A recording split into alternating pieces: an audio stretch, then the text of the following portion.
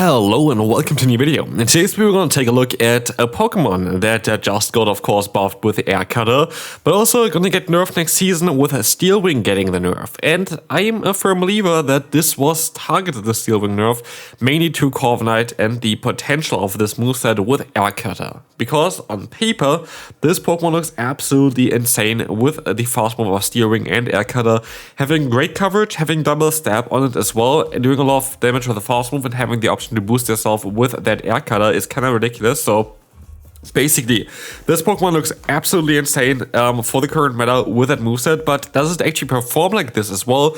And this is kind of what we want to try out here today. Of course, this would only be viable for the next like 3-4 days or something until this season is going to change, and then this is not going to be that viable anymore.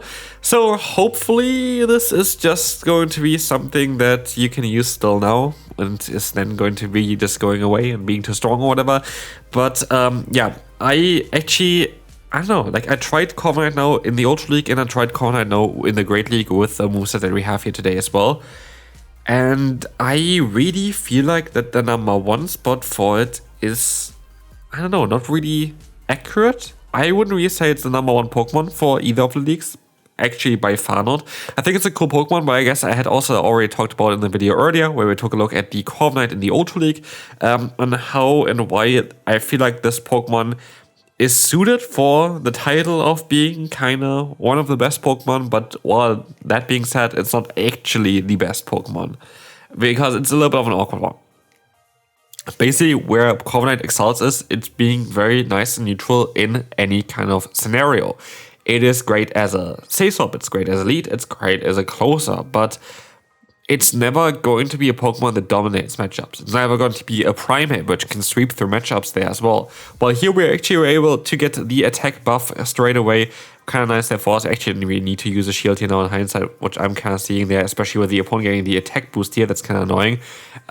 Yeah, I feel like, I don't know, I feel like this Pokemon is not really doing as great as I expected it would be. I was really thinking that the Corviknight would be even stronger than it is. Still, this Pokemon is of course going to be a very good Pokemon. It's number one currently on PvPoke, but it's very, very neutral. It's very, very neutral, and I feel like this Pokemon is a problem for ABB style lines unless you have the ABB style as like two flying type Pokemon in the back. I think this is maybe where this Pokemon excels actually the most, is if you want to use it as a Say-Swap now after testing it out a little bit. Because that's the issue here, for example. Here we're going to run kind of an ABB style line. It's not really ABB style, we're actually playing the kommo-o here as well, which is of course a little bit more spicy than it will be next season. Next season's Pokemon looks way, way better. But I kind of want to still give it a try, because also this is a team that I would actually suggest you for the next season. It's a cool team for the next season. But I do think though that basically this Pokemon would be as suited as a Say-Swap with basically another like flying type Pokemon in the back. And yeah, in the lead here as an ABB style line, you just kind of always leave the lead matchup with like only a few HP left, and it's not really worth it to swap out. Here's actually a little bit more of an older battle as well. There, I played first a double, like literally an ABB style line here with double Mud Boy, which you see as well on the screen here. And I decided to, I think, change it back after one set, not really being too successful with it. And I just felt like that the Corviknight just didn't really give me the support that I wanted. Could be also, well, because of the fast move choice we have here with Steel Wing, which is mainly here to test out on if this was actually so broken that you would need to get a nerf onto it, because I don't think that the Steel Wing nerf was targeted towards the Skarmory, which is already generally the same Pokemon but in worse. So I do think it's going to be targeted towards the Corviknight here. And after playing it with the non-nerfed Steel Wing, I have to say I don't think it would have been really necessary to nerf that move. I don't think it is really necessary to nerf the move. The point where I think it's going to be a little bit better though is with the nerf on the move, Corviknight is a little bit more predictable, which like the fast move isn't just either a lot of fast move pressure with the Steel Wing there, which is going to be a stab move, or a lot of energy generation with that Sand Tech. It's always going to be Sand Tech. Like I can't see that, especially even looking at Steel Wing now, the Steel Wing has any apply next season. So yeah, I don't know. I feel like I'm not too happy on how I have played Corviknight so far. I will most likely revisit it as well next season as well there. And from what I've seen so far is, I do think that the best moveset is not Steel Wing. I do think it is Sand Attack, which also is what PvPoke suggests, not really too surprising there. But I do think that it best suited as well in the Caesar position, where it can really utilize the potential of boosting yourself up, but also utilize how neutral it is in so many matchups. And so we want to take a look here first against the Flying type Pokemon, against Annihilate. We have now our Flying type move doing some nice damage. But as you can see as well, the opponent is just going to be able to outspeed us. We actually get the attack boost here as well, which is kind of cool. 30% chance, kind of nice to have it early on. We're going to be able to use a shield. They go close combat, so they're going to swap out here anyway into their own Corviknight. We are at +1, so we can take advantage of that boost and going straight for that payback, doing tremendous amounts of damage here, to be fair. And they are going to be forced to go for their own payback as well here in order to knock us out. We're going to have the payback coming in. It's doing a lot of damage, and we can go for the air cutter next. Trying to kind of, I don't know, play out this matchup a little bit, try to get the shield or something. We don't get the shield, we don't get the, oh, we do get the alignment. And this is kind of the benefit of Steel Wing in the current meta as well. You just are going to have the better fast move pressure there. We're still going to use our Corviknight here later on, maybe as a save swap or something, as a sacrificial swap actually, in order to maybe catch a move from the opponent and waste all their energy on this Pokemon.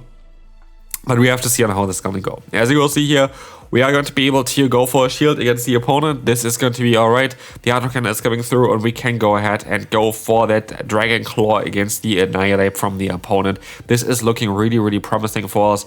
We are going to be able to get the KO here. And as we see, the opponent is going to only have the Fur Alligator. Kommo is going to be able to close up this battle, and we can move on to the next opponent.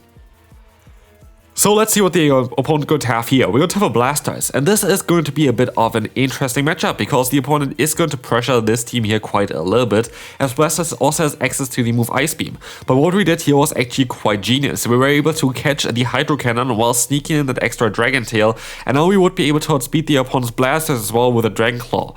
We are going to go up to that CMP tie on the harder hitting move, where like the Escalabash here, to see on what the opponent wants to do. They want to use a shield, and so we are going to be able to just go for our own shield, have an equal shield scenario, and they're going to swap out back into that Marowak, which now has to take a clanging scales, which is going to do so much damage if it would land, but the opponent decides to use a shield, allowing us now to get into our Quagsire here, and there's nothing that can take the Aqua Tail anymore. The Marowak is going to be having to stay in here and is going to have to take that Aqua Tail, and it's not going to be actually enough to knock them out. This is something as well which a lot of people don't really realize about the Marowak. While it is Shadow and does a lot of damage, it actually still has some solid bulk to it as well, which is one of the main reasons why a lot of people just enjoy this Pokemon so much. It's a great combination between having fast move pressure, charge move pressure with like very cheap moves here as well, like the Bone Club, as well as great coverage with the Rock Side, especially next season's going to get buffed, plus still some solid bulk, and that is something that is just quite unique to it. Anyway, we're going to take a look here at all the payback that's coming through from the Corviknight, allowing us to get the KO, but let's see what's coming in next. It is going to be the opponent's Blastoise again, and we don't know how much energy the opponent has. They went for one Hydro Cannon against our other Pokemon before they stopped out, but they still reach another Hydro Cannon time, and this is going to be it. The Blastoise is going to take out that Corviknight, and we can move on to the next opponent, where we will face a great lead, to be fair, and also a great save swap. We're going to have here the Talonflame, and it's worth it for us to go for the charge move here, as the Aqua Tail spam is, I think, our best play in this scenario.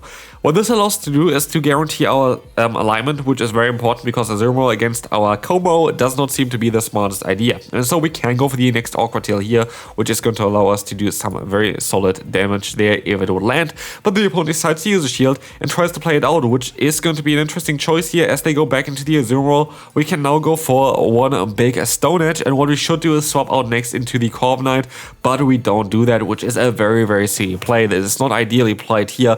We should have swapped out at this point already, but instead we decide to kind of line ourselves here. I think at this point that the opponent was not switch locked. I thought the opponent was just went just down beforehand, but I only realized at this point that this maybe wasn't the case, and here I make a big mistake as the opponent still reveals that the Talonflame. I go into my kommo, but this makes me vulnerable here against the opponent's Azu, which can go for a play rough, double super effective. And of course, this is going to be a bit of a tough one. Can Corviknight retaliate? It depends on what they have in the back. And let's see what's going to be. It's going to be the Typhlosion, so we're going to go for the bait, hoping for the boost here and hoping that we can still go for a hard hitting move afterwards. But as you can see here, we are not in luck, and also a payback would have not knocked them out yet.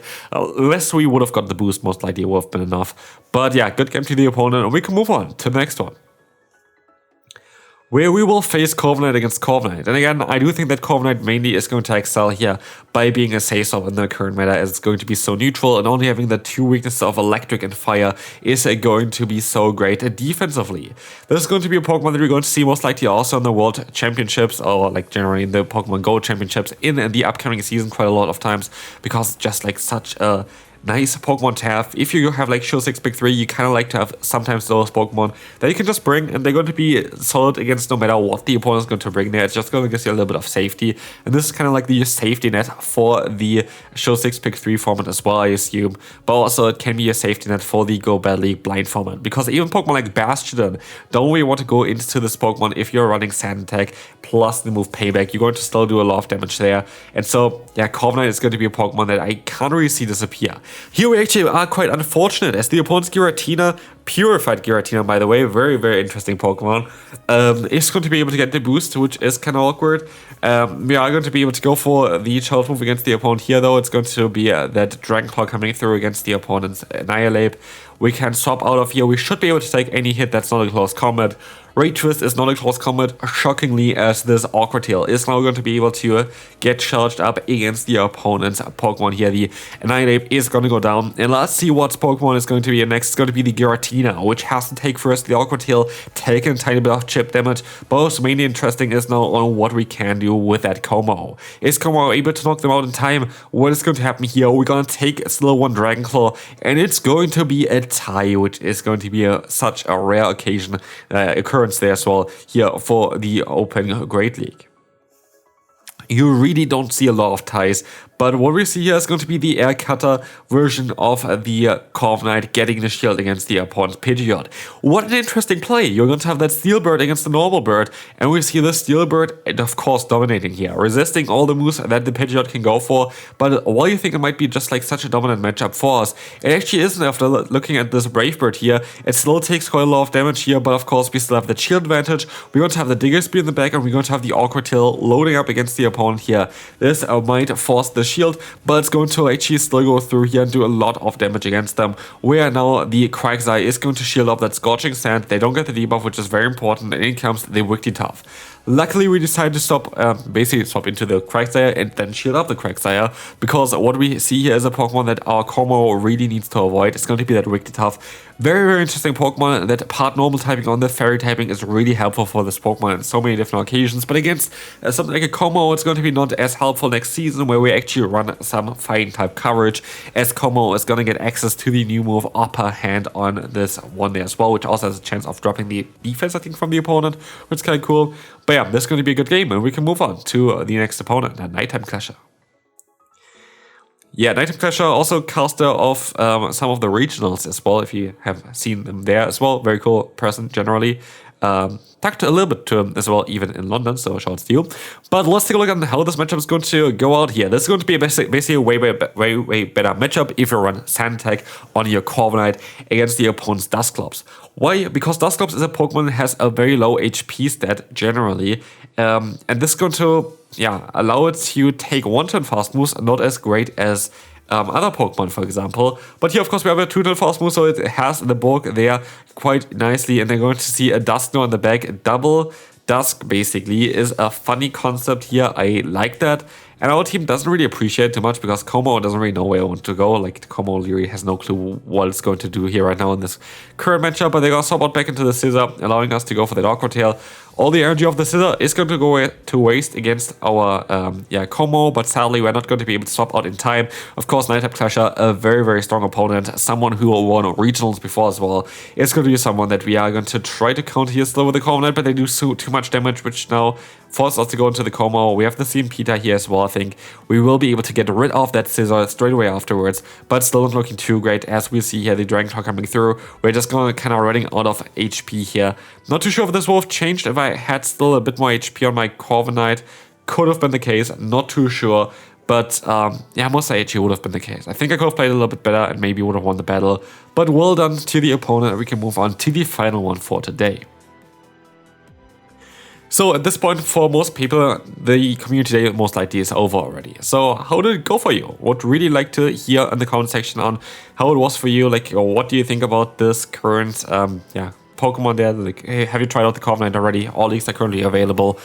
You most likely will not try it out in the Master League. Even though the typing itself would have been cool in the Master League, but maybe we're gonna see like a Steel Flying type legendary Pokemon eventually. That would be kind of cool. But as you're gonna see here as well, we are going to be able to just go ahead and, yeah, I guess no shield. Rachel's coming through. It's going to be the kommo coming in as well. We're gonna try to go for the full Foundon, but we have to use a shield here next as well. This is going to, yeah, be the Ice Punch, which we're going to shield up. Clodsire is coming back in. We're going to have, of course, the Quagsire against the Clodsire, which is such a funny one there. Like those two against each other. We're going to have the Earthquake coming through, and also in comes next the Awkward Tail against the opponent. This is doing so much damage. Another Awkward Tail is going to be enough to knock them out. And we're going to have the pacing advantage here on the Quagsire compared to the Clodsire. As, yeah, Awkward Tail is just a cheaper move compared to Earthquake, Sludge Bomb, and the Stone Edge. The cheapest move that the opponent could actually run is the Acid Spray, not really knowing for yeah, doing a lot of damage. And here we're going to see the Stone Edge coming through against the Mandibuzz.